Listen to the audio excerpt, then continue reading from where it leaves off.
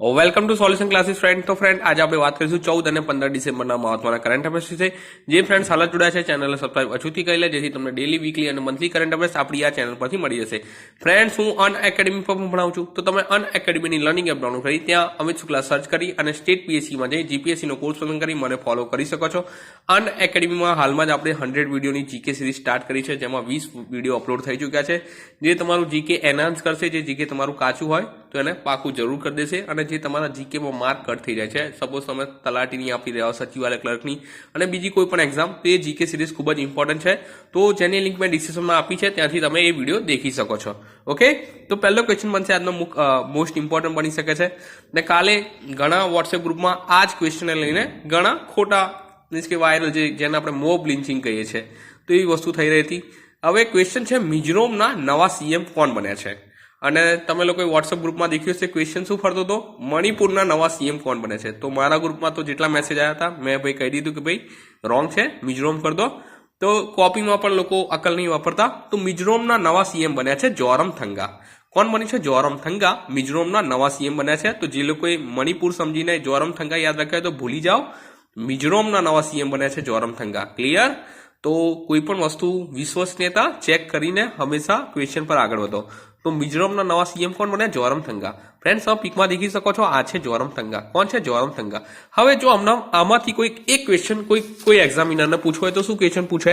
તો કે ભાઈ જે આ જોરમથંગા છે તેમની પાર્ટી કઈ હતી? હવે જ્યારે પ્રાદેશિક પાર્ટી હોય ત્યારે એની પાર્ટીનું નામ ખૂબ જ ઇમ્પોર્ટન્ટ બની જાય છે, અને એક્ઝામમાં આ જ પૂછી લે છે. ઓકે, તો કઈ પાર્ટી તરફથી તેઓ ચુનાવ લડ્યા હતા? તો MNF. કઈ પાર્ટી હતી? MNF. હવે આનું ફૂલ ફોર્મ પૂછી લે છે. શું થશે ફૂલ ફોર્મ? તો મિઝો નેશનલ ફ્રન્ટ. જે MNF છે એનું ફૂલ ફોર્મ થશે મિઝો નેશનલ ફ્રન્ટ, એટલે કે નેશનલ ફ્રન્ટની સરકાર બનશે. હવે જે જોરમથંગા છે તેઓ 74 વર્ષીય છે અને ત્રીજા કાર્યકાળ માટે મિઝોરમના મુખ્યમંત્રી તરીકે ચૂંટાયા છે. ઓકે, આ પહેલા તેઓ ક્યારે મુખ્યમંત્રી હતા મિઝોરમના? તો 1998 થી 2008 સુધી રાજ્યના મુખ્યમંત્રી રહી ચૂક્યા છે, એટલે કે મિઝોરમના. હવે મિઝોરમની વાત થઈ છે તો મિઝોરમનું કેપિટલ ખબર હોવું જોઈએ. શું છે? આઇઝોલ. અને ગવર્નર કોણ છે? ગવર્નર? કુમારનમ રાજશેખરન. તો આપણને આ પણ ખ્યાલ હોવો જોઈએ. હવે આના વિશે થોડી ચર્ચા કરીએ ડીપમાં. તો મિઝોરમમાં જે મિઝો નેશનલ ફ્રન્ટ છે એમની નવી સરકાર શ્રી જોરમગથાના નેતૃત્વ હેઠળ 15મી ડિસેમ્બરે એટલે કે આજ રોજ સોગંદ લેશે. ગવર્નર કુમારનમ રાજશેખરન અને ઓજવાલમાં એટલે કે જે રાજધાની છે પાટનગર છે એમાં રાજભવન ખાતે જોરમથંગાની આગેવાની હેઠળના MNF પાર્ટીના પ્રતિબંધક બેઠકની નિર્ણય લેવામાં આવ્યો હતો. ઓકે, અને 40 બેઠકની એસેમ્બલીમાં MNFએ 26 બેઠકો મેળવી ભૂસ્ખલન એટલે કે ભૂસ્ખલન વિજય મેળવ્યો હતો. કોને હરાવી? કોંગ્રેસને હરાવી. કોંગ્રેસની 5 સીટો ને મીન્સ કે એમને ઘટાડી દીધી ગત ચૂંટણીની સરખામણીમાં. તો આપણને આ ખ્યાલ હોવો જોઈએ. આગળ વધીશું. હવે જે શ્રી જોરમથંગા છે તેઓ લાલ તનહાવલને બદલી લેશે, એટલે કે જે લાલ તનહાવલ હતા મિઝોરમના આના પહેલાના મુખ્યમંત્રી હતા. ઓકે, અને 1998 થી 2008 સુધી તેઓ 2 વખત રાજ્યના મુખ્યમંત્રી હતા. કોણ? તો જે હાલમાં જે નવા બન્યા છે કોણ? તો જે જોરમથંગા છે તેઓ. ક્લિયર? આગળ વધીશું. નેક્સ્ટ ક્વેશ્ચન છે, આ પણ ખૂબ ઇમ્પોર્ટન્ટ છે, ઘણા ચર્ચામાં તો ટ્રેન્ડિંગ ક્વેશ્ચન છે. રાજસ્થાનના નવા મુખ્યમંત્રી કોણ બન્યા? તો રાજસ્થાનના ઘણી માથાપચ્છી બાદ અશોક ગેહલોત બન્યા છે રાજસ્થાનના નવા મુખ્યમંત્રી. કોણ? તો અશોક ગેહલોત. ફ્રેન્ડ્સ, તમે પીકમાં દેખી શકો છો, એક સાઈડ અશોક ગેહલોતનો છે ફોટો અને એક સાઈડ છે સચિન પાયલટનો. ઓકે, તો અશોક ગેહલોત બન્યા છે રાજસ્થાનના મુખ્યમંત્રી, અને જે ડેપ્યુટી મુખ્યમંત્રી કહે છે એ કોણ બન્યું? સચિન પાયલટ. તો આપણને આ પણ ખ્યાલ હોવો જોઈએ. સચિન પાયલટ તે પણ રાજસ્થાનમાં ઘણા કદ્દાવર નેતા માનવામાં આવે છે, તો તેઓ ડેપ્યુટી મુખ્યમંત્રી બન્યા છે. હવે જે રાજસ્થાનના મુખ્યમંત્રી તરીકે સચિન પાયલોટની સામે કોંગ્રેસે જૂના ગૌરવ અશોક ગેહલોતને પસંદ કર્યા છે. પાયલટ રાજસ્થાનના નાયબ મુખ્યમંત્રી રહેશે અને રાજ્ય કોંગ્રેસ અધ્યક્ષ તરીકે ચાલુ રહેશે. કોંગ્રેસે રાજસ્થાનની વિધાનસભાની 199 બેઠકોમાંથી 99 બેઠક જીતી લીધી. હવે મનમાં થશે કે ભાઈ બહુમત હજુ નહીં, પણ તેમને જે બીજી પાર્ટીઓ છે, જે પ્રાદેશિક પાર્ટીઓ છે તે એમને સપોર્ટ કરશે. કોને? જે કોંગ્રેસ સરકાર છે તેમને. અને જે બીજેપી છે તેમના જે બીજેપીના જે ગત મુખ્યમંત્રી હતા કોણ હતા? તો વસુંધરા રાજે. તો તેમને પરાજયનો સામનો કરવો પડ્યો આ રાજસ્થાનની ચૂંટણીમાં. તો યાદ રાખજો, તાજેતરમાં રાજસ્થાનના નવા મુખ્યમંત્રી કોણ બન્યા? અશોક ગેહલોત. ફ્રેન્ડ્સ, આ 2 ક્વેશ્ચનમાંથી એક પૂછાઈ શકે છે. હવે હું મધ્યપ્રદેશ વિશે નહીં જણાવતો. મધ્યપ્રદેશના જે મુખ્યમંત્રી કોણ બન્યા છે? કમલનાથ. તો આપણને આ ખ્યાલ હોવો જોઈએ, મધ્યપ્રદેશના મુખ્યમંત્રી બન્યા છે કમલનાથ. તો આ યાદ રાખજો. અને આના પહેલાના જે મુખ્યમંત્રી હતા કોણ હતા મધ્યપ્રદેશના? તો આપણને ખ્યાલ હોવો જોઈએ કોણ હતા? તો શિવરાજસિંહ ચૌહાણ. અને મધ્યપ્રદેશના જે રાજ્યપાલ છે એ કોણ છે? તો આનંદીબેન પટેલ. તો આપણને આ યાદ હોવું જોઈએ. મધ્યપ્રદેશ અને છત્તીસગઢ બંને રાજ્યના રાજ્યપાલ છે આનંદીબેન પટેલ. તો આ વિશે પણ જાણજો. છત્તીસગઢનું હજુ ડિક્લેર નહીં થયું, લગભગ આજ સુધી ડિક્લેર થઈ જશે છત્તીસગઢના મુખ્યમંત્રી. તો તેના વિશે પણ ચર્ચા કરી લઈશું. ત્યારબાદ છે FTII ના ચેરમેન તરીકે કોણે નિયુક્ત કર્યા? તો FTII ના ચેરમેન તરીકે કોણે નિયુક્ત કર્યા છે? બિજેન્દર પાલ સિંહ. બિજેન્દર પાલ સિંહને FTII ના ચેરમેન તરીકે નિયુક્ત કર્યા. ફ્રેન્ડ્સ, તમે પીકમાં દેખી શકો છો, આ છે બિજેન્દર પાલ સિંહ. કોણ છે? બિજેન્દર પાલ સિંહ, જેમને FTII ના ચેરમેન તરીકે નિયુક્ત કર્યા છે. ઓકે, હવે FTII આવે ત્યારે આપણને અનુપમ ખેર આવે. શા કારણે? તો ગયા મહિનામાં આપણે ઘણી ચર્ચા કરેલી, 3 થી 4 વાર તો રિપીટ થઈ ગયેલો ક્વેશ્ચન કે ભાઈ અનુપમ ખેરે FTI ના ચેરમેન પદ પરથી રાજીનામું આપ્યું અથવા તો રેઝિગ્નેશન આપ્યું. તો શા કારણે? તો તેમના જે પ્રતિબંધ હતા, એટલે કે જે તેમના કમિટમેન્ટ હતા આંતરરાષ્ટ્રીય શો સાથે, તેના કારણે. ઓકે, હવે જે બિજેન્દ્ર પાલ સિંહ છે તેઓ FTI ના નવા ચેરમેન તરીકે નિયુક્ત કર્યા છે. તો પહેલામાં પહેલું તો આપણને શું ખબર હોવું જોઈએ? FTII નું ફૂલ ફોર્મ તો શું થશે? Film and television institute of India. શું થશે? Film and television institute of India A FTII નું ફૂલ ફોર્મ થશે.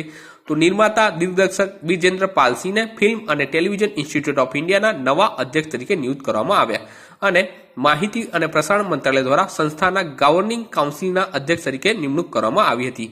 તેઓ જે બિજેન્દ્ર પાલ સિંહ છે તેઓ પ્રખ્યાત ટીવી સિરીઝ CID ના નિર્માતા દિગ્દર્શક તરીકે પણ જાણીતા છે અને શ્રી સિંહ હાલમાં FTI ના ગવર્નિંગ કાઉન્સિલના વાઇસ ચેરમેન છે અને તેઓ અનુભવી અભિનેતા અનુપમ ખેરની જગ્યા લેશે. હવે એમના વિશે તો મેં જણાવી દીધું પહેલા જ કે ભાઈ તેમના જે આંતરરાષ્ટ્રીય શો સાથે જે કરાર હતા એના કારણે તેમને આ પદ છોડવું પડ્યું હતું. શેનું? તો FTII નું. તો કોઈ પૂછી લે કે ભાઈ FTII ના નવા ચેરમેન તરીકે કોણે નિયુક્ત કર્યા છે? તો બિજેન્દર પાલ સિંહ. ક્લિયર? આગળ વધીશું. ઓનલાઈન દવાઓના વેચાણ પર કઈ હાઈકોર્ટ દ્વારા સમગ્ર ભારતમાં બેન લગાવ્યો? તો કઈ હાઈકોર્ટ દ્વારા સમગ્ર ભારતમાં બેન લગાવ્યો છે? તો દિલ્હી હાઈકોર્ટ દ્વારા. કઈ હાઈકોર્ટ દ્વારા? તો દિલ્હી હાઈકોર્ટ દ્વારા. જે ઓનલાઈન દવાઓનું વેચાણ છે, હાલમાં તમને ખબર હશે કે ભાઈ ઓનલાઈન દવાનું વેચાણ જે છે ખૂબ ટ્રેન્ડમાં છે, એટલે કે એના માટે હાઈકોર્ટે બેન લગાવ્યો છે. શા કારણે લગાવ્યો તેના વિશે પણ ચર્ચા કરીએ. તો દેશભરમાં ફાર્માસિસ્ટ દ્વારા ઓનલાઈન દવાઓના વેચાણ પર પ્રતિબંધ મૂકવાનો આદેશ આપ્યો હતો. કોણે? તો દિલ્હી હાઈકોર્ટે. હવે કેન્દ્ર અને આપની સરકાર, દિલ્હીમાં આપની સરકાર ચાલે છે, તો કેન્દ્ર અને આપની સરકારને આ આદેશને તાત્કાલિક અમલમાં મૂકવાનો નિર્દેશ આપ્યો હતો. કોને? તો દિલ્હી હાઈકોર્ટ દ્વારા. તો ચીફ જસ્ટિસ કોણે નિર્ણય આપ્યો? એમનું નામ ખબર હોવું જોઈએ. શું નામ છે? ચીફ જસ્ટિસ રાજેન્દ્ર મેનન અને જસ્ટિસ VK રાવની બેચે.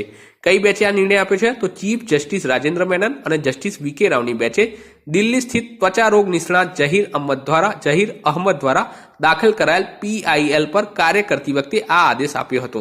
ઓકે, હવે તમારે મને કમેન્ટ બોક્સમાં PIL નું ફૂલ ફોર્મ જણાવવાનું છે. શેનું? PIL નું.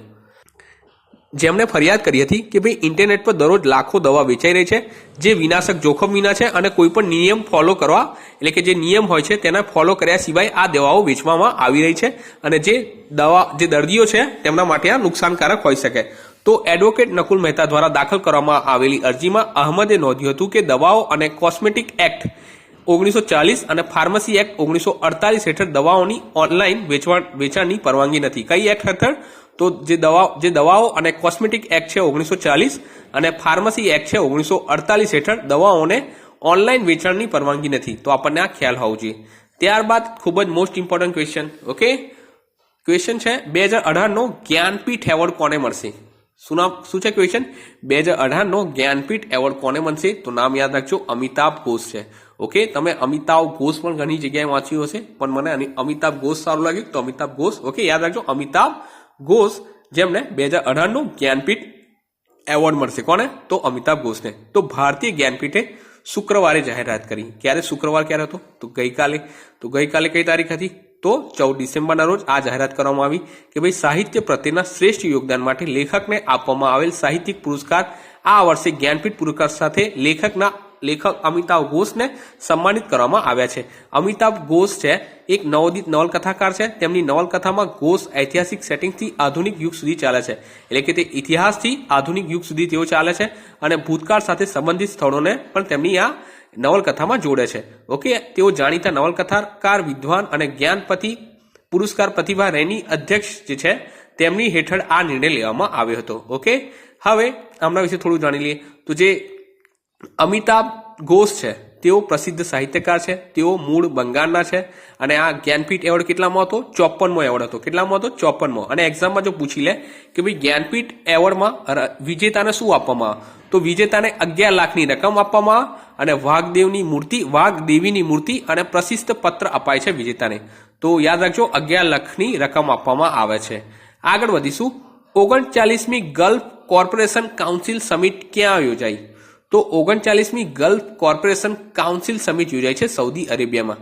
ક્યાં આગળ? સઉદી અરેબિયામાં. તો રિયાદમાં સઉદી અરેબિયાના રાજા સલમાન દ્વારા 39મી ગલ્ફ કોર્પોરેશન કાઉન્સિલ સમિટનું ઉદ્ઘાટન કરવામાં આવ્યું.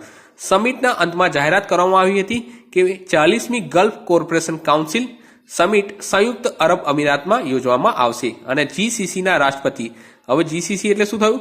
Gulf corporation council summit. Okay, જે જીસીસી થયું તો ગલ્ફ કોર્પોરેશન કાઉન્સિલ ના રાષ્ટ્રપતિ અરેબિક મૂળાક્ષરોના આધારે 6 સભ્યમાં પરિવર્તન પામે છે અને ઓમાન તરફથી વિનંતી બાદ રિયાદમાં 39મી સમિટ યોજાયો હોવા છતાં ઓમાન આગામી 12 મહિના માટે પ્રમુખ રહેશે. તો આપણને આ પણ ખબર હોવી જોઈએ.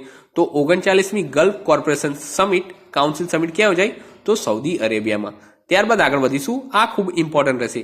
ભારત અને કયા દેશ વચ્ચે દ્વિપક્ષીય વાર્ષિક હજ 2019 માટેના કરાર થયા?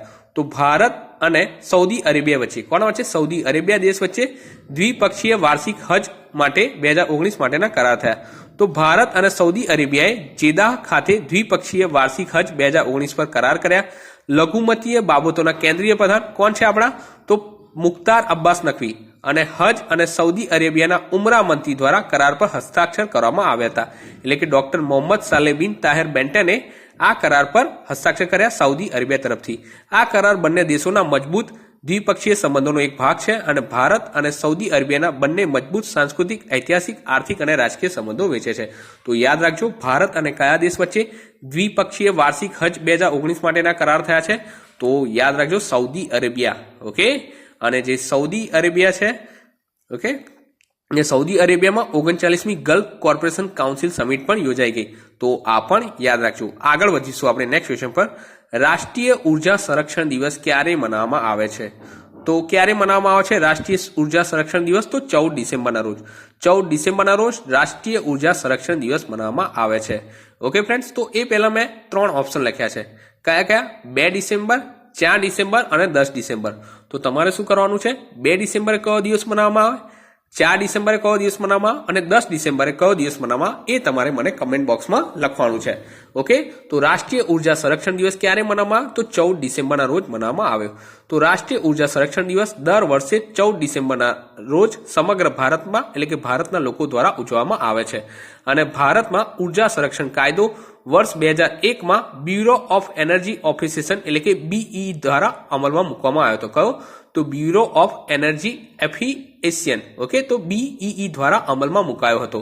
ઉર્જા કાર્યક્ષમતા બ્યુરો એક બંધારણીય સંસ્થા છે જે ભારત સરકાર હેઠળ આવે છે અને ઉર્જાના ઉપયોગને ઘટાડવા માટે નીતિઓ અને વ્યૂહરચનામાં વિકાસમાં મદદ કરે છે. તો યાદ રાખજો, રાષ્ટ્રીય ઉર્જા સંરક્ષણ દિવસ ક્યારે મનાવવામાં? તો 14 ડિસેમ્બર. આગળ વધીશું. ખાદ્ય ખોરાક પ્રદર્શન 2018 ક્યાં યોજાયો? આ પૂછાઈ શકે છે તમારી એક્ઝામમાં. તો જે ખાદ્ય ખોરાક પ્રદર્શન છે 2018 ક્યાં યોજાયો છે? ગાંધીનગર. ઓકે, જે ખાદ્ય ખોરાક પ્રદર્શન છે એ 2018 ગાંધીનગર ખાતે યોજાયો છે. ગાંધીનગર શું છે? તો ગુજરાતનું પાટનગર છે. અને ગુજરાત વિશે સાંભળો ત્યારે ગુજરાતના મુખ્યમંત્રીનું નામ ખબર હોવું જોઈએ. કોણ છે? વિજય રૂપાણી. અને ગુજરાતના રાજ્યપાલ કોણ છે? તો ઓપી કોહલી. તો જ્યારે પણ ગુજરાત વિશે સાંભળો આટલી માહિતી અચૂક યાદ રાખજો. ત્યારબાદ આ તમારા માટે એક મોસ્ટ ઇમ્પોર્ટન્ટ ક્વેશ્ચન છે. તેલંગાણાના મુખ્યમંત્રી કોણ બન્યા? ઓકે, તેલંગાણાના મુખ્યમંત્રી કોણ બન્યા? તો કોણ બન્યું છે? કે ચંદ્રશેખર રાવ. ઓકે, તેલંગાણાના જે મુખ્યમંત્રી બન્યા છે કે ચંદ્રશેખર રાવ. હવે કે ચંદ્રશેખર રાવ વિશે સાંભળો ત્યારે તેમણે તેલંગાણાની વિધાનસભાની ભંગ કરવાની જાહેરાત માંગ કરી હતી તેમના રાજ્યપાલ પાસે. ઓકે, અને તેના ભંગ કર્યા બાદ આ ચૂંટણી થઈ હતી. તો તમને આના વિશે ખ્યાલ હશે જ્યારે વિધાનસભા ભંગ કરવામાં આવી હતી. ઓકે, તો તેઓ તેલંગાણાના બીજી વાર સીએમ બન્યા છે અને તેઓ તેલંગાણાના પ્રથમ સીએમ પણ તે જ છે. કોણ? તો કે ચંદ્રશેખર રાવ. ઓકે, તો જે તેલંગાણાના પ્રથમ મુખ્યમંત્રી પૂછે તો કોણ? તો કે ચંદ્રશેખર રાવ. હવે જે તેલંગાણા રાજ્યની રચના છે એ ક્યારે થયેલી એ આપણને ખબર હોવી જોઈએ. આ તારીખ નોંધ રાખીજો. 2 જૂન 2014. 2 જૂન 2014ના રોજ તેલંગાણા રાજ્યની રચના થયેલી અને તેલંગાણા 29મું રાજ્ય બન્યું હતું. ક્યારે? તો 2 જૂન 2014ના રોજ. ઓકે, હવે ફ્રેન્ડ્સ, જ્યારે પણ મેં તમને કીધું છે, જ્યારે કોઈ પ્રાદેશિક પાર્ટીનો કોઈ નેતા ચૂંટણી જીતે છે અથવા મુખ્યમંત્રી બને છે, ત્યારે તે પ્રાદેશિક પાર્ટીનું નામ ખબર હોવું જોઈએ. તો જે કે ચંદ્રશેખર રાવ છે, કઈ પાર્ટી તરફથી ચૂંટણી લડ્યા હતા? તો TRS. કઈ પાર્ટી તરફથી? TRS. તો એનું ફૂલ ફોર્મ શું થશે? તો તેલંગાણા રાષ્ટ્ર સમિતિ. શું થશે? તેલંગાણા રાષ્ટ્ર સમિતિ એ TRS નું ફૂલ ફોર્મ થશે. તો તેઓ TRS પક્ષના નેતા છે અને જે તેલંગાણા છે તે આંધ્રપ્રદેશમાંથી અલગ થઈને રાજ્ય બન્યું હતું. તેલંગાણા આંધ્રપ્રદેશમાંથી અલગ પડીને નવું રાજ્ય બન્યું હતું. કયું? તો તેલંગાણા. ઓકે. હવે આંધ્રપ્રદેશ અને તેલંગાણાના ગવર્નર કોણ છે? તો બંનેના એક જ છે. શું નામ છે? ESL નરસિમ્હા. ESL નરસિમ્હા આંધ્રપ્રદેશ અને તેલંગાણાના ગવર્નર છે. તો આપણને આ પણ ખબર હોવી જોઈએ જ્યારે તેલંગાણા વિશે સાંભળીએ. ક્લિયર? આગળ વધીશું. માનવીનો માંસ ખાનારને કયા દેશમાં જન્મટીપની સજા જાહેર કરવામાં આવી? તો જે માનવીનું માંસ ખાનાર છે એટલે કે આદમખોર જેને કહી શકીએ આપણે, તો કયા દેશમાં જન્મટીપની સજા જાહેર કરવામાં આવી છે? તો દક્ષિણ આફ્રિકા. કયા દેશમાં? દક્ષિણ આફ્રિકા. હવે જ્યારે પણ તમે દક્ષિણ આફ્રિકા સાંભળો ત્યારે તમને શું યાદ આવે? ઓકે, જે મારા લોકો ડેલી દેખે છે, જેમની મારી સાથે કોન્ટેક્ટ છે, ખૂબ જ જે મને સમજે છે, એ આનો જવાબ, હું જે જવાબ ઈચ્છું છું એ જવાબ જરૂર આપશે. ઓકે, હાલ દક્ષિણ આફ્રિકા ખૂબ જ ચર્ચામાં છે, અથવા તો દક્ષિણ આફ્રિકાના કોઈ એક વ્યક્તિ છે ખાસા ચર્ચામાં છે, અને મેં કીધું કે ખૂબ ઇમ્પોર્ટન્ટ છે તમારી એક્ઝામ માટે. તો મેં લગભગ રોજ રિપીટ કરાયું છે. તો તમારે મને સમજીને કે ભાઈ હું કયો જવાબ ઈચ્છું છું એ જવાબ આપશો તો તમારું નામ કાલે જરૂર હું મેન્શન કરીશ. ઓકે, અથવા તો આજના જે વીકલી કરંટ અફેર્સ છે એમાં તમારું નામ જલ્દીથી મેન્શન કરીશ પહેલું. ઓકે, તો જલ્દીથી જવાબ આપજો કે દક્ષિણ આફ્રિકા આવે તો તમને શું યાદ આવવું જોઈએ એ તમારે કમેન્ટ બોક્સમાં જણાવવાનું છે. ત્યારબાદ છે યસ બેંકના કાર્યકારી અધ્યક્ષ તરીકે કોને નિયુક્ત કરાયા? તો યસ બેંકના કાર્યકારી અધ્યક્ષ તરીકે બ્રહ્મદત્તને. કોને? બ્રહ્મદત્તને યસ બેંકના કાર્યકારી અધ્યક્ષ તરીકે નિયુક્ત કર્યા. ઓકે, તો બ્રહ્મદત્તને. હવે યસ બેંક વિશે સાંભળો ત્યારે યસ બેંક વિશે આપણને થોડું ખબર હોવું જોઈએ. યસ બેંકનું હેડક્વાર્ટર ક્યાં છે? મુંબઈ. CEO કોણ છે? રાણા કપૂર.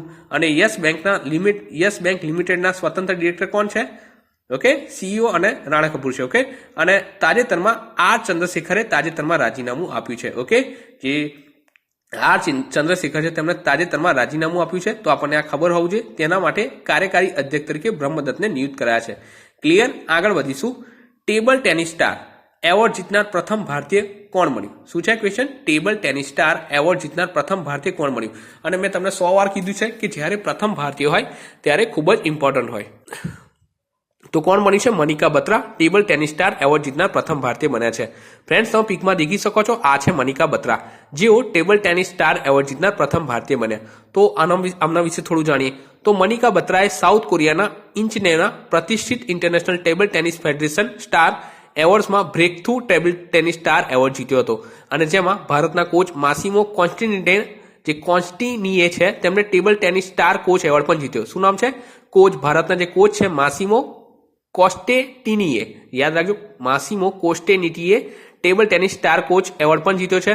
અને મનિકા બત્રાની જો હજુ સુધીની સિદ્ધિઓ જાણીએ તો ગોલ્ડ કોસ્ટમાં તેઓ જે ડબલ્સ હતી, જે ટેબલ ટેનિસની ડબલમાં તેમણે ગોલ્ડ મેડલ જીત્યો. ત્યારબાદ તેઓ સિંગલ્સમાં પણ ગોલ્ડ જીત્યા. હવે ગોલ્ડ કોસ્ટ એટલે શું યાદ આવે? તો કોમનવેલ્થ ગેમ્સ. જે કોમનવેલ્થ ગેમ્સ ગોલ્ડ કોસ્ટમાં યોજાઈ ગયો તેની વાત છે. તો કોમનવેલ્થમાં તેઓ ભારત તરફથી સૌથી વધુ ગોલ્ડ મેડલ જીતનારા ખેલાડી હતા. ઓકે, તો તેમણે સિંગલ્સમાં પણ જીત્યો હતો અને ડબલ્સમાં પણ તેઓ જીત્યા હતા. ઓકે, તો આપણને આ યાદ હોવું જોઈએ. હવે ગોલ્ડ કોસ્ટ આવે તો શું યાદ આવે? Commonwealth games. તો કોમનવેલ્થ ગેમ્સનું મસ્કટ શું હતું? તો ખબર હોવું જોઈએ, બોરોબી. ક્લિયર? તો ને કોમનવેલ્થ ગેમ્સમાં ઓપનિંગ સેરેમનીમાં ધ્વજવાહક કોણ હતા? PV સિંધુ. ક્લોઝિંગમાં કોણ હતા? તો મેરી કોમ. તો આપણને કોમનવેલ્થ ગેમ્સ આવે ત્યારે આપણને આટલી માહિતી અચૂક હોવી જોઈએ. હોપફુલ વિડીયો તમને હેલ્પફુલ રહેશે. જો વિડીયો હેલ્પફુલ રહે તો વિડીયોને લાઇક શેર જરૂર કરી દેજો, અને ના રહ્યો તો પણ જણાવી દેજો કે ભાઈ સર મજા નહીં આવી. ઓકે, તો નેક્સ્ટ વિડીયોમાં થોડી વધારે એફર્ટ આપી દઈશું, અને વીકલી કરંટ અફેર્સ લગભગ 2-3 વાગે અપલોડ થઈ જશે. તો એ પણ દેખી લેજો કાલના પેપર પહેલા, અને લગભગ 3-4 વાગે એક લાઈવ સેશન રાખી દઈશું જેમાં ઓક્ટોબરનું તમારું રિવિઝન કરાવી દઈશું. તો મારું કામ એ છે કે ભાઈ મેં જેટલું તમને ખવડાવ્યું છે એટલું પચાવી દઉં તો મારું કામ ફિનિશ થઈ જાય, કે ભાઈ કોઈ કહે નહીં કે ભાઈ હા ભાઈ કરંટ અફેર્સમાંથી મજા નથી આવી. ઓકે, તો નેક્સ્ટ વિડીયો સાથે જલ્દીથી મળીશું. ત્યાં સુધી વાંચતા રહો અને તૈયારી કરતા રહો, અને ટેલિગ્રામમાં PDF મળી જશે. તો ટેલિગ્રામ લિંક આપી છે ડિસ્ક્રિપ્શનમાં.